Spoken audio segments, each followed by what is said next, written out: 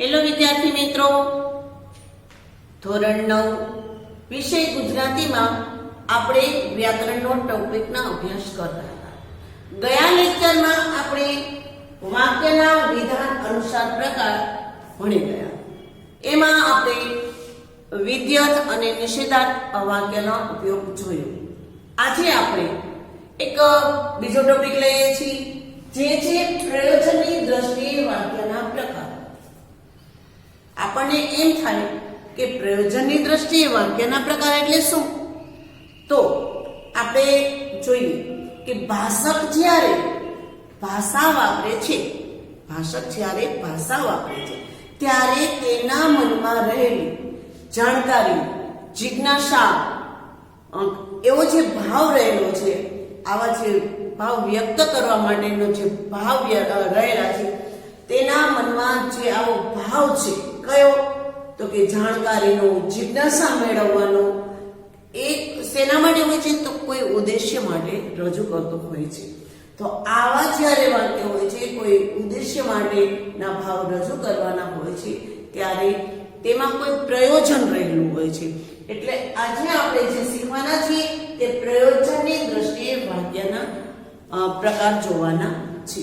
તો આવા જે પ્રયોજનમાં રહેલા વૈવિધ્યોને આધારે વાક્યના પ્રકારો રહેલા છે. આજે આવા છે એના મુખ્ય 3 ભાગમાં આપણે વહેંચી શકીએ છીએ. પ્રયોજનના મુખ્ય જે ભાગ છે એને આપણે 3 ભાગમાં વહેંચી શકીએ છીએ કે મનુષ્યના માનવીના જે ભાવ છે એ વ્યક્ત કેવી રીતે કરી શકાય, વૈવિધ્ય રીતે કેવી રીતે એના ભાવ વ્યક્ત કરી શકાય. તો કે એના 3 પ્રકારો છે કે ભાષકના મનમાં રહેલા જે પ્રયોજનો છે તે એક તો શું છે? તો કે જાણકારીની આપ-લે કરવા માટે, જાણકારી મેળવવા માટે અથવા તો જાણકારી આપવા માટે. એટલે એક ભાગ એ છે. બીજું શું છે કે સીધી અથવા આડકતરી રીતે પ્રેરણા આપવાની છે.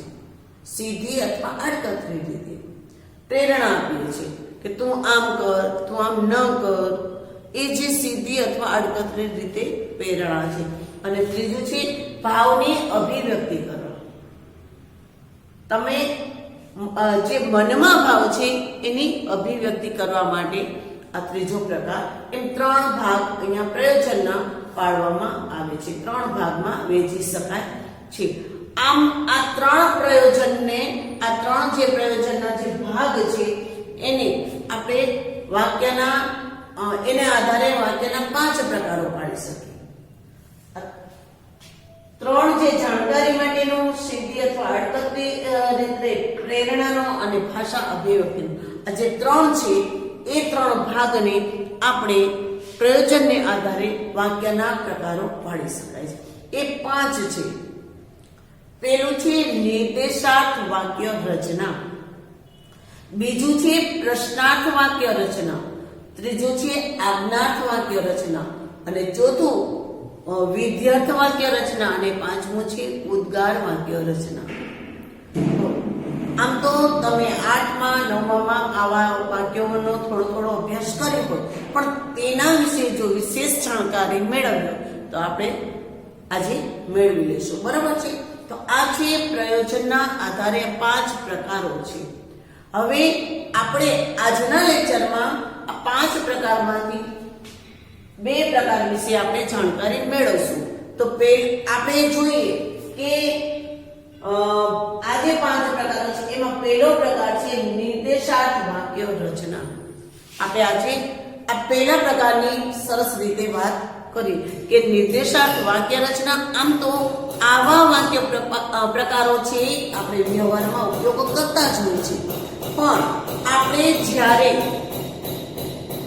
જાણવું જોઈએ કે નિર્દેશાર્થ વાક્ય રચના એટલે શું, તો નિર્દેશ એટલે જણાવવું, માહિતી મેળવવી હોય ત્યારે જ્યારે ભાષક વાક્યના ઉપયોગ દ્વારા કોઈ બાબત જણાવે, એટલે કે એ બાબતનો નિર્દેશ કરે, ત્યારે એ વાક્ય રચનાને નિર્દેશ વાક્ય રચના કહેવાય. હું ફરીથી બોલું છું, ખાસ ધ્યાન રાખીને સાંભળજો.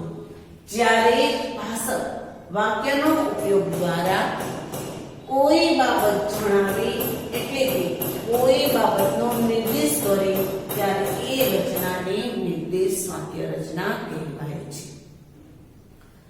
હવે આપણે જોઈએ કે આ નિર્દેશ વાક્ય રચના તો ખબર પડી ગઈ, પણ નિર્દેશ વાક્ય રચના છે એમાં કર્તા, કર્મ અને ક્રિયાપદના ક્રમમાં રચાય છે.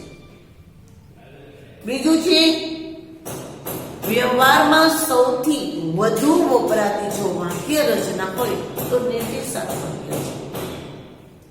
આપણે વાતમાં નિર્દેશાત્મક વાક્ય રચનાનો ઉપયોગ કરી લેતા હોય છે, પણ આપણને જાણકારી નથી હોતી. પણ હવે જ્યારે આપણે આવી વાક્ય રચનાનો ઉપયોગ કરીશું એટલે તરત જ આપણને યાદ આવી જશે કે આ નિર્દેશાત્મક વાક્ય રચનાનું જ વાક્ય આપણે બોલ્યા, બરાબર ને? એમાં જોઈએ આપણે કે નિર્દેશાત્મક વાક્યમાં ત્રણેય કાળ અવસ્થા એટલે કઈ કઈ? ભૂતકાળ, ભવિષ્યકાળ અને વર્તમાન કાળ. આ ત્રણેય કાળ અવસ્થાનું નિરૂપણ થઈ શકે છે. ફરીથી કહી દઉં કે આ નિર્દેશ વાક્ય રચનામાં કર્તા, કર્મ, ક્રિયાપદ આવી શકે છે. એમાં ત્રણેય કાળનો પણ ઉપયોગ થઈ શકે છે, એટલે એનું પણ નિરૂપણ થયું હોય છે. અહીંયા આપણે એના થોડા ઉદાહરણ જોઈએ. આ છે મીના વાંચે છે. એનું ઉદાહરણ આપણે જોયું છે. મીના વાંચે છે શું છે? નિર્દેશ કરે છે. મીના શું કરે છે? તો કે નિર્દેશ કરે છે. મીના વાંચે છે. જીયાથી લખાય છે. પાંદડું પડ્યું, આપણે નિર્દેશ કર્યું, પાંદડું પડ્યું. જતીન અમદાવાદ જવાનો નથી. આમાં આપણે જોયું કે જ્યારે ભાષક છે કોઈ બાબત જણાવે છે, કોઈ બાબતનો નિર્દેશ કરે છે, એટલે અહીંયા જતીન અમદાવાદ જવાનો નથી એવો નિર્દેશ કરે છે. માનવ મુંબઈ જાય છે. તમે જોયું આ જે ઉદાહરણો છે એમાં દરેકમાં આપણે નિર્દેશાત્મક વાક્ય નિર્દેશ બતાવે છે, એટલે કે એની બાબત જણાવે છે. કોઈ વાક્યમાં કોઈ બાબત જણાવે છે. ક્યાં જાય છે? તો કે અમદાવાદ જવાનો છે, કે મુંબઈ જાય છે, શું કરે છે, શું નથી કરતા. દરેક વાક્યનો જે દરેક બાબત છે એનો નિર્દેશ કરે છે, જણાવે છે, બાબતનો નિર્દેશ કરી અને વ્યક્ત કરે છે, બતાવે છે. ત્યારે આવા જે વાક્ય છે એને નિર્દેશાત્મક વાક્ય રચના કહેવાય છે. અહીંયા આપણે ભાષક કોઈ બાબત એવી જણાવે છે, વ્યક્તિ શું કરવાનું છે, શું નથી કરવાનું. એટલે આવું જ્યારે નિર્દેશ કરે, આવું જ્યારે બાબત જણાવે ત્યારે એને નિર્દેશ વાક્ય રચના કહેવાય છે. ખબર પડી ગઈ ને તમને? તો હવે આપણે આગળ બીજો પ્રકાર એનો જોઈએ. જે બીજો પ્રકાર છે પ્રશ્નાર્થ વાક્ય રચના. બીજો છે પ્રશ્નાર્થ વાક્ય રચના. મોસ્ટ ઓફ આપણે જ્યારે પણ અભ્યાસ કરતા હોય છે ત્યારે પ્રશ્નાર્થ વાક્ય તો આવતા જ હોય છે. કોઈ પાઠમાંથી પણ પ્રશ્ન મળતા જ હોય છે. તો આવા પ્રશ્ન વાક્યનો ઉપયોગ પણ આપણે ખૂબ જ કરતા જ હોય છે. આ ક્યારે બને છે? તો કે જ્યારે વક્તા હકીકત જાણવા કે માહિતી મેળવવા માટે શ્રોતાને પ્રશ્ન પૂછે ત્યારે તેવી વાક્ય રચનાને પ્રશ્નાર્થ વાક્ય રચના કહેવાય છે. હવે પ્રશ્નાર્થ વાક્યના પણ ઘણા બધા ઉદાહરણો હોય જ છે, પણ આપણે 2-3 પાઠ્યપુસ્તકના લેશું અને 2-3 બહારના પણ લેશું. એવું નથી હોતું કે પ્રશ્નાર્થ વાક્ય કે કોઈ પણ ઉદાહરણ છે વ્યાકરણના એ બહારથી પણ આવી શકે છે. તો પ્રશ્નાર્થ વાક્યના ઉદાહરણ આપણે જોઈએ. તમે પુસ્તક વાંચવાના છો? પ્રશ્ન પૂછે. તમે પુસ્તક વાંચવાના છો? રાજકોટ ક્યાં આવ્યું? પ્રશ્ન પૂછ્યો. રાજકોટ ક્યાં આવ્યું? એટલે બતાવો. ત્યારે ત્રીજો પ્રશ્ન આપણે જોઈએ કે મીરાએ ડ્રેસ ખરીદી લીધો. આ બધા બહારના ઉદાહરણ એટલા માટે આપું છું કે તમને ખ્યાલ આવે કે પાઠ્ય પુસ્તક ઉપરાંત પણ આવી બાબત હોય જ છે, એટલે આપણને ખ્યાલ આવી જાય. સ્વર્ગ કેવું હોય છે બાબુ? આપણા પાઠ્ય પુસ્તકનું છે. સ્વર્ગ કેવું હોય છે બાબુ? પ્રશ્ન પૂછ્યો છે. એટલે એ લોકો કેવા ગાયન ગાય છે? પણ તું ગયો ક્યાં? કેવી રીતે ત્યાં? પ્રશ્ન પૂછાય. આવા જ્યારે પ્રશ્ન પૂછાય ત્યારે તે પ્રશ્નવાચક કહેવાય છે. પ્રણવે જમી લીધું, તું રમી આવ્યો, તે લેશન કરી લીધું. આવા તો ઘણી રીતે તમે પ્રશ્ન પૂછી શકો છો. શું કામ?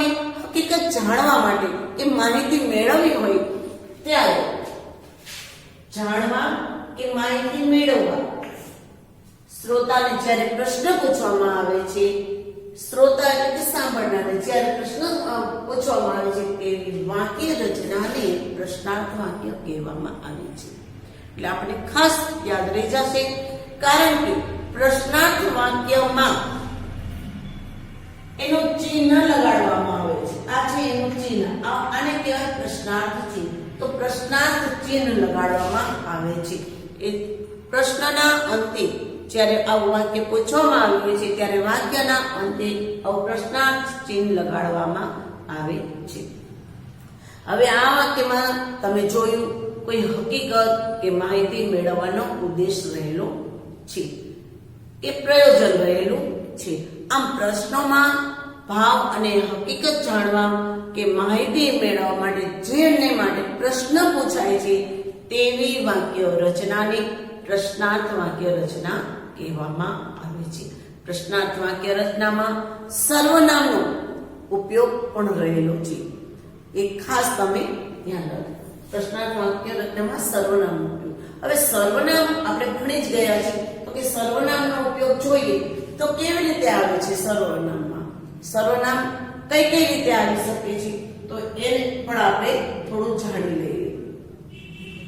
શું, કોના, કોની, શેને, શેના, આવી રીતે પણ આપણે પ્રશ્ન પૂછીશ. શું કામ? તો કે કર્મ જાણવા માટે.